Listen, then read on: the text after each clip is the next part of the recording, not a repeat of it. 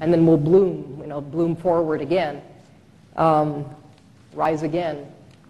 And again, it'll just come surging back to life the moment you slip up. So candy solutions, and obviously I'm really simplifying this. Everybody knows it's a process. But the number one thing is, of course, a totally carb-free, including sugar and starch, diet. And there are other things, too, that are good to avoid, certain yeasts and mushrooms and cheeses and whatever else.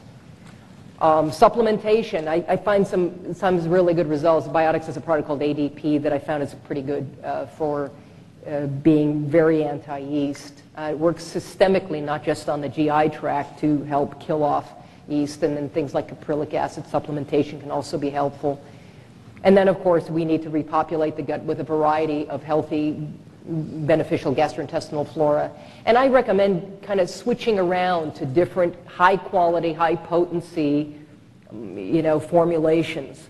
Ron Schmidt has a great one, the Doc's Friendly Flora. I really like the one. It tastes awful, in my opinion, but it's a naturally fermented product, and it works really well.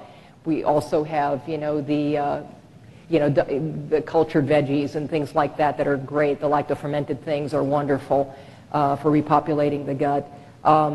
Innate Response, another company, I'm not on their payroll or anything, but they have a brand new flora product that is designed, that's like 200 billion organisms per capsule, and it's designed to repopulate your gut in 7 days.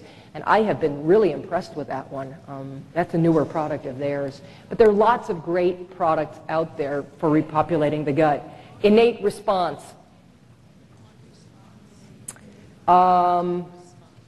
Parasites. In addition to candida yeast overgrowth, other kinds of parasites can stimulate cravings for carbohydrate-based foods. So you have to diagnose. You've got to figure out what you got. And I like the Metametrics panel. That one actually does DNA testing to help you figure out exactly what you got. It's really a good one. Diagnostics has a good, an okay expanded GI panel too, but I'm partial to Metametrics' panel. But once you diagnose what you have, then you kind of have to figure out what's going to work for that. There are some things that respond really well to the sort of, the black walnut and clove and whatever combinations, but there are some things that are just too tough to get with that, and you may need to do some harder core things to deal with it. But, you deal with it, however you have to deal with it, and then move on. Serotonin deficiency, of course, serotonin is this neurotransmitter that's made throughout the body. Most of it's made in the gut. But it's also made in the brain from the amino acid L-tryptophan and active vitamin B6. And by active, I mean pyridoxal 5-phosphate, which they're trying to turn into a prescribed drug now, by the way. That's a whole other subject. But that is the activated form of vitamin B6 that you need. Deficiencies of serotonin are typically found in tandem with depression, anxiety, and issues with insomnia. It's also been associated with some forms of ADD and also some obsessive-compulsive tendencies. So there are a number of serotonin deficiency symptoms, and you figure out if this is an issue by looking at whether some of these symptoms apply to you. Are you depressed? Are you worried and anxious?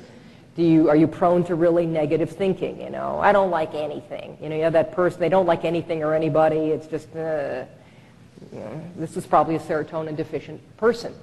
Are they prone to seasonal affective disorder symptoms? Do they tend toward anger or aggressiveness? Are they prone to poor sleep? Because we also, during the day, tryptophan and B6 convert to serotonin. At night, serotonin converts to melatonin.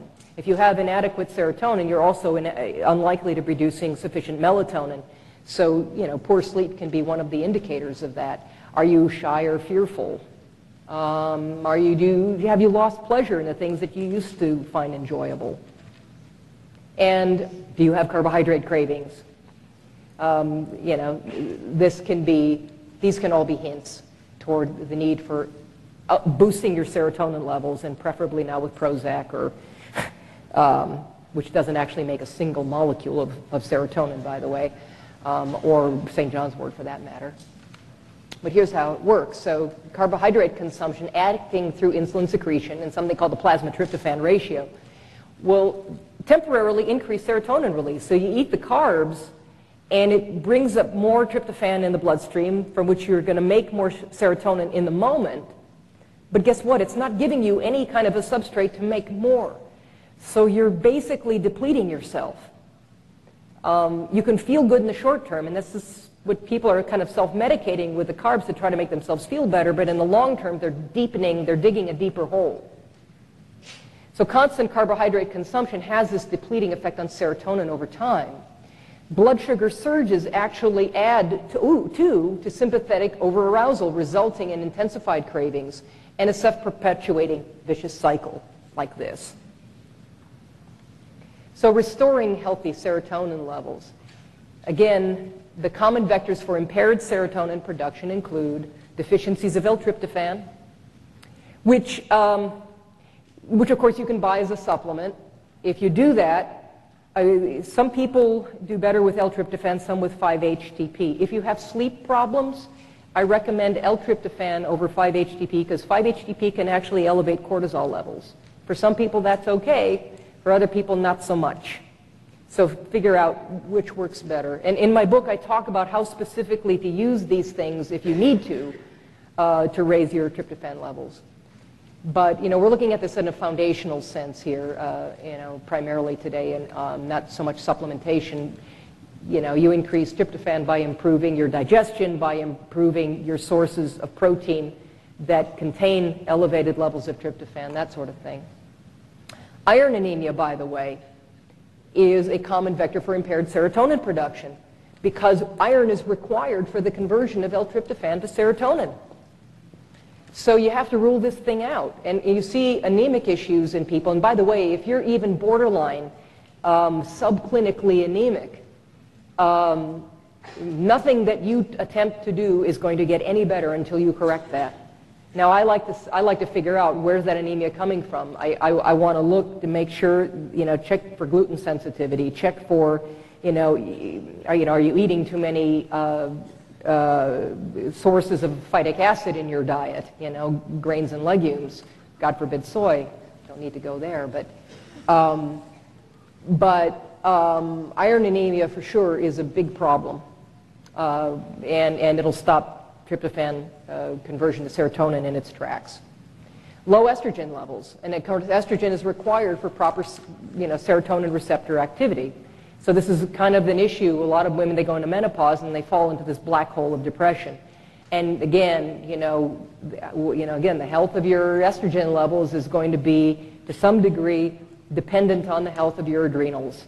And the health of your adrenals is, there's a tremendous importance in your blood sugar, issues. If you've had chronic dysglycemia, that is the #1 cause for burnt out adrenals and big problems with menopause. So you want to work on the health of your adrenals if you're having these estrogen problems. You may need other things too, but that's a place to start.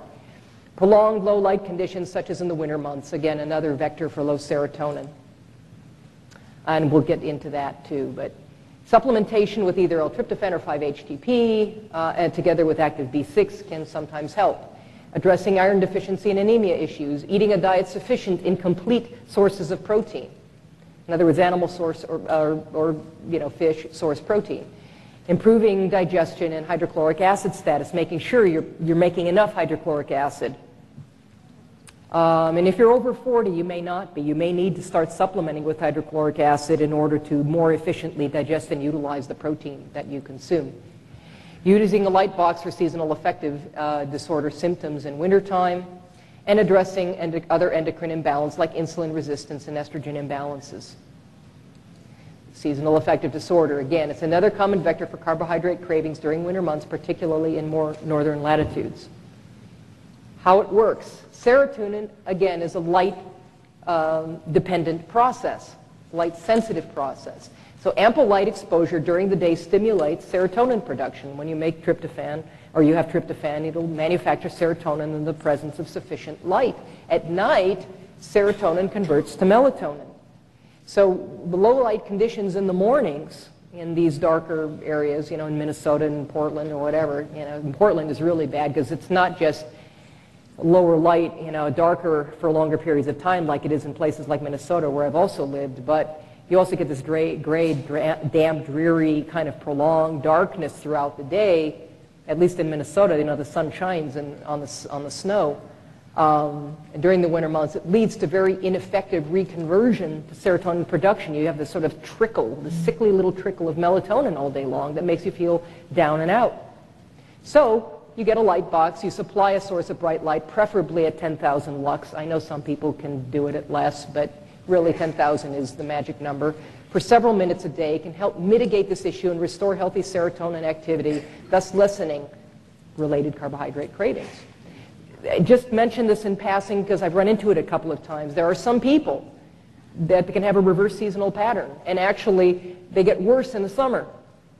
And it has, you know, there are complicated issues involved, and some of this might be serotonin resistance due to SSRI use, chronic SSRI use, or other unknown issues. Just mentioning it.